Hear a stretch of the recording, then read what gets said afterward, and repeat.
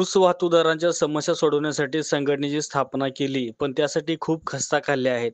स्वतः वाईट अनुभव घेतल्याने हा अनुभव इतर वाहतूकदारांना येऊ नये यासाठी संघटना मजबूत असणे ही काळाची गरज आहे, असे प्रतिपादन महाराष्ट्र राज्य ऊस वाहतूकदार शेतकरी संघटनेचे संस्थापक अध्यक्ष राजू पाटील यांनी व्यक्त केले. ते करवीर तालुक्यातील वाहतूकदार संघटनेच्या मेळाव्याच्या निमित्ताने बोलत होते. पुढे ते म्हणाले, आमची संघटना ही कारखानदारांच्या विरोधात नाही, तर कारखानदारांना सहकार्य करणारीच आहे. त्यामुळे कारखानदारांनीही आमच्या संघटनेला अनुकूल भूमिका घेणे गरजेचे आहे. कारण वाहतूकदार टिकला तरच कारखाना चांगला राहणार आहे आणि यामुळं कारखानदार शेतकरी आणि वाहतूकदार या दोघांनाही सोबत घेऊन काम करणं काळाची गरज आहे. उपस्थित वाहतूकदारांना गाव तिथे संघटना याप्रमाणे आपल्याला पुढील काळात काम करायचं आहे. यासाठी सर्वांनी तयारीला लागा, असे आवाहनही केले. महाराष्ट्र राज्य ऊस वाहतूकदार शेतकरी संघटनेच्या वतीनं वाहतूकदारांना एकत्रित आणण्यासाठी तालुका वाईज मेळाव्यांचं आयोजन केलं जात आहे. त्या अनुषंगानं करवीर तालुक्यातील वाहतूकदार संघटनेचा मेळावा वडकशिवाले फाटा येथे पार पडला.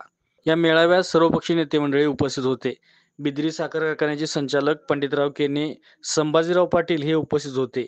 जिल्हा परिषदेचे माजी अध्यक्ष राहुल पाटील, कुर्डूचे सरपंच संदीप पाटील, येवतीचे दशरथ पाटील असे प्रमुख उपस्थित होते.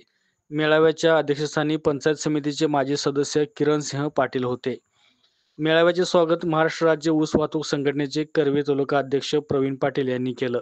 यावेळी बोलताना वाहतूकदारांच्या अडचणींना कंटाळून या संघटनेची स्थापना झालेली आहे. कारण हा व्यवसाय दिसतो तेवढा सोपा नाही. यामुळं अनेकांची घरदारं उद्ध्वस्त झाली आहेत. त्यामुळे या संघटनेच्या माध्यमातून वाहतूकदारांना सहकार्य करण्याची एक मोठी संधी निर्माण झाली आहे. यानंतर मनोगत व्यक्त करताना कागल तालुका अध्यक्ष कृष्णनाथ भोसले यांनी वाहतूकदारांच्या समस्यांचा पाढा वाचला. कर्ज काढून वाहन घेतलेले असतात, त्यामुळे कर्ज भरावे की व्यवसाय करावा हा मोठा प्रश्न वाहतूकदारांसमोर असतो, असं त्यांनी नमूद केलं. त्यामुळे शेतकरी कर्जमाफीप्रमाणेच वाहतूकदारांचेही कर्ज माफ करावं अशी अपेक्षा त्यांनी व्यक्त केली आणि संघटना वाढीसाठी प्रयत्न करण्याचं आवाहनही उपस्थितांना केलं. यानंतर दशरथ पाटील, गजानन पाटील, गणेश शेवाळे, पंडित केने, सुनीता नाईक यांनी आपली मनोगते व्यक्त केली. मेळाव्यादरम्यान राहुल पाटील यांच्यासह मान्यवरांचे सत्कार संघटनेच्या वतीनं करण्यात आले.